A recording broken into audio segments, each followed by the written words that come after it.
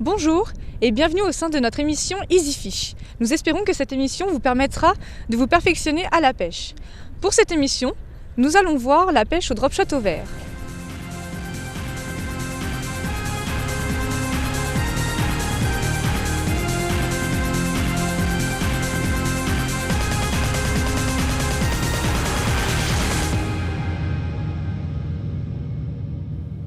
Pour la technique, nous accueillons Adrien. Bonjour Adrien. Bonjour Clémence. Donc effectivement, pour la technique du drop shot, le poisson qu'on va chercher en priorité, ça va être la perche. Donc la perche, son nom latin, c'est Perca fluviatilis. C'est un poisson qui vit aussi bien dans les grands lacs, dans des étangs ou dans des grandes rivières, grandes et petites rivières, ainsi que les fleuves. C'est un poisson dont la taille moyenne avoisine en général 20 à 25 cm, qui vit en banc d'individus de même taille. Les gros sujets dépassent 40 cm, voire 50 cm, mais c'est assez rare quand même. Et souvent, les gros sujets sont plutôt solitaires. La perche se reproduit en général à la fin de l'hiver, début du printemps, dans des eaux dont la température est comprise entre 14 et 16 degrés. Et c'est un poisson qui se nourrit pas mal de vers, d'invertébrés aquatiques et aussi, et même surtout, de petits poissons fourrages comme des vairons ou des gardons, et ainsi que des petites ablettes. Après, les postes où on peut trouver les perches, ce sera sous les barrages, dans des eaux assez oxygénées, parce que les perches aiment bien ces endroits-là. On peut aussi les retrouver dans des branches immergées, tout ce qui est empierrement aussi, et tout ce qui est structure dans les rivières, les fosses. Les perches aiment bien ça, et ainsi que les herbiers aussi. Et donc Adrien, que conseillerais-tu comme canne ? Du coup, pour pêcher au drop shot, moi ce que je conseille comme canne, c'est les cannes relativement longues, 2 mètres, 2 mètres 10 en longueur, parce que quand on pêche en drop shot, souvent on pêche du bord, depuis des structures comme sur les quais ou depuis des ponts ou des écluses. Donc une canne assez longue, c'est assez pratique. Comme puissance, on est sur des puissances de 2 à 10 grammes, 3 à 10 grammes, même 5 15 grammes. Et comme action, il faut une canne super sensible. Parce que souvent, voilà, il faut bien détecter les touches, parce que la pêche en drop shot, c'est une pêche d'hiver où souvent les poissons sont très peu mordeurs et très tatillons sur les touches, donc il faut vraiment une canne sensible pour détecter les touches. Donc il faut une canne avec une action assez fast.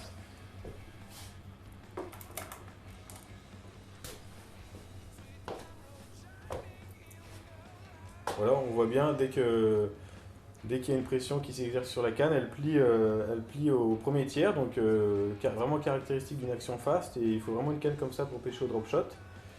Super sensible, super légère aussi.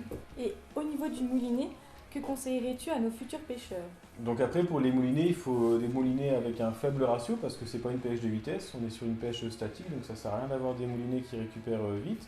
Et pour la taille, proportionnelle à la puissance de la canne, donc ça peut être des modèles 1500, 2000 ou 2500, mais on reste en général sur des petits moulinets. Et les différents fils, du coup ? Donc pour les fils, on va pêcher en drop shot avec de la tresse, parce que la tresse, contrairement au nylon, ça c'est pas du tout élastique. Donc afin justement de bien détecter les touches sur des poissons en général assez tatillons et peu mordeurs, on va pêcher avec une tresse, ce qui nous permettra vraiment de bien détecter les touches. Et donc ça c'est pour le corps de ligne, hein. On va remplir le moulinet avec de la tresse. Donc pareil pour la taille, ça sera une tresse assez fine, donc 6 centièmes, 8 centièmes, voire 10 centièmes. Ça dépend dans quel milieu on pêche. Si on pêche en canal, on pourra vraiment descendre bas dans le diamètre, 6 centièmes par exemple. Et si on pêche en rivière ou même en fleuve, par exemple sur la Seine, dans Paris, on pourra quand même monter sur du 8 ou 10 centièmes, parce qu'il y a des beaux poissons à faire. Et en bas de ligne, donc du fluorocarbone obligatoire, parce que le fluorocarbone c'est un fil transparent, donc ça apporte beaucoup plus de discrétion et donc beaucoup plus de touches. Et pareil, dans les diamètres, on sera sur du 18, 20 centièmes, 22 centièmes. Donc si on recherche vraiment la perche, on est dans un milieu où on sait qu'on touchera vraiment que de la petite perche, on pourra vraiment descendre dans des petits diamètres, 16 centièmes, 18 centièmes. Et si on pêche le cendre et si on connaît un petit peu le milieu et qu'on sait qu'il peut y avoir quelques brochets ou même quelques gros poissons qui traînent, on peut monter un petit peu 22, 24, 26 centièmes. Mais en général, on est autour de 20 centièmes. Et donc du coup Adrien, le montage drop shot, ça consiste en quoi ? Donc en fait Clémence, le montage drop shot, ça consiste à faire évoluer le verre à la profondeur que l'on souhaite. Et pour cela, on a juste à pincer le fil dans le plomb. Et hop, ce qui permet de régler la profondeur d'eau à laquelle l'appât va évoluer, comme ceci. Donc là je l'ai mis un petit peu plus haut. Et je peux aussi le mettre un petit peu plus bas. J'ai juste à décocher le fil du plomb, comme ceci. Et là, il évoluera beaucoup plus bas.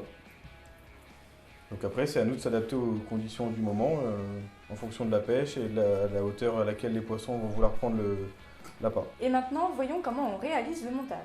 Donc le nœud qu'on utilise pour pêcher en drop shot, c'est le nœud Palomar. Donc pour le fluorocarbone, on a pris de la corde.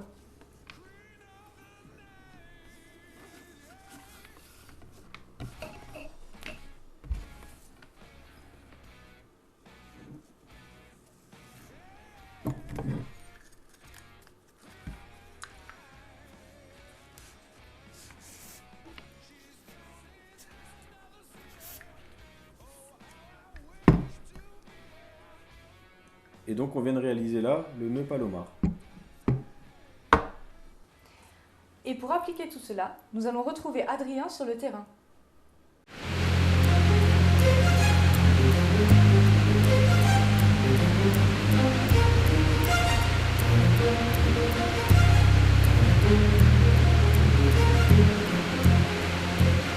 Alors bonjour à tous, après avoir vu la séquence montage, aujourd'hui on se retrouve sur le canal de Bourgogne. Je suis accompagné de mon collègue Arnaud. Enchanté. Donc on va essayer d'attraper quelques perches en drop shot. On va pêcher avec des vers parce que la pêche des carnassiers au leurre est fermée. Donc on va utiliser des vers. On va chercher en priorité la perche parce que c'est un poisson qui se pêche pas mal au vers et qui se nourrit pas mal de vers dans le milieu naturel. Donc la pêche au vers marche très bien pour la perche. Mais c'est vrai qu'on peut aussi tomber sur d'autres poissons. On peut tomber sur du cendre, sur du poisson blanc comme des gardons, des rotangles, des chevennes, de la brème et même sur du brochet. Par contre, si on tombe sur des cendres ou des brochets, on sera dans l'obligation de les remettre à l'eau étant donné qu'on est en période de fermeture. Mais dans tous les cas, avec Arnaud, on pratique le no-kill. Donc même si on prend des perches, de toute manière, on les remettra aussi à l'eau. Bon, par contre, comme vous le voyez, le temps n'est pas forcément avec nous. Il fait gris, il neigeote un petit peu, donc on va essayer de tirer notre épingle du jeu et de sortir quand même quelques poissons.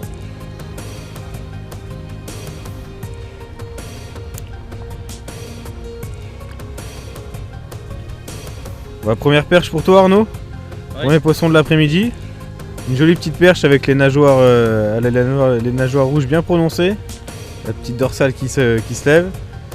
Donc voilà, pour les perches, voilà, normalement, pour bien les tenir et pas les abîmer, on les prend par la bouche comme ça. C'est une bouche très sensible, donc faut pas non plus les prendre super fort. Et on les maintient au niveau de la nageoire anale. Surtout pour les gros sujets. Bon là, elle est pas énorme, mais pour les grosses pièces, faut bien les maintenir parce que sinon ça leur fait mal. Elle a des belles couleurs, ouais. Premier poisson de l'après-midi, ça fait plaisir parce que vu les conditions, c'est pas évident aujourd'hui. Donc bien joué à toi. Premier Merci. poisson pour toi. On va la remettre à l'eau parce qu'elle mérite entièrement sa liberté. Et puis elle est toute mignonne. Voilà.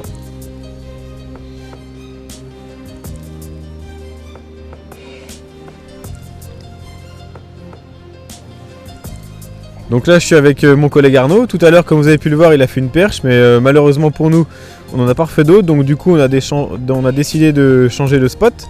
Donc maintenant on va voir le montage. Donc Arnaud pêche avec deux hameçons et en drop shot double, ce qui permet d'avoir deux hauteurs de présentation différentes. Il a aussi mis deux tailles de verre différentes, donc c'est assez intéressant. Donc vas-y Arnaud, lance ton montage.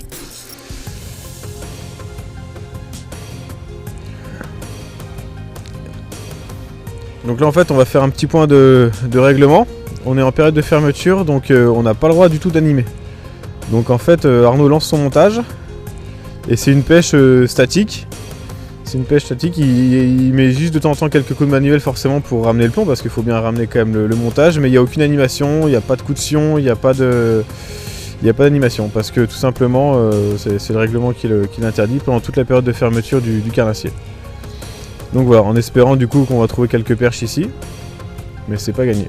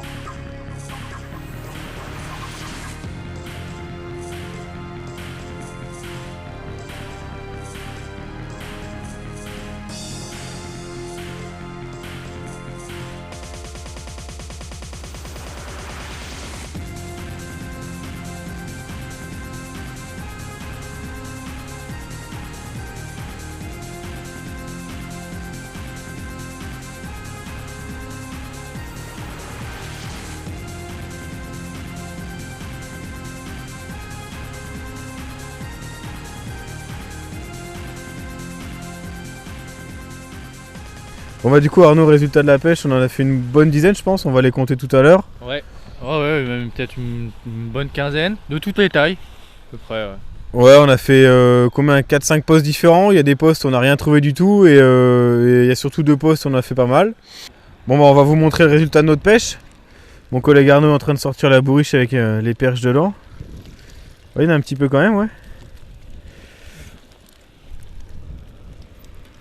Il y en a une belle, une ou deux un peu plus grosses que les autres.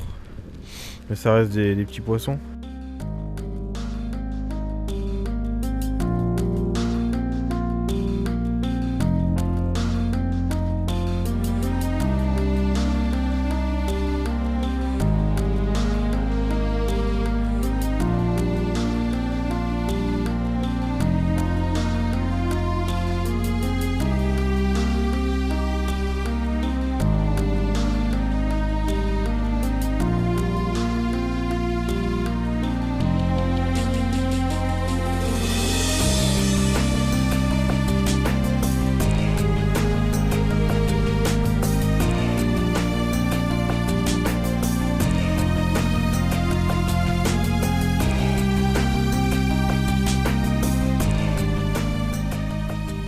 J'espère que cette émission vous aura plu et que vous aurez appris des choses.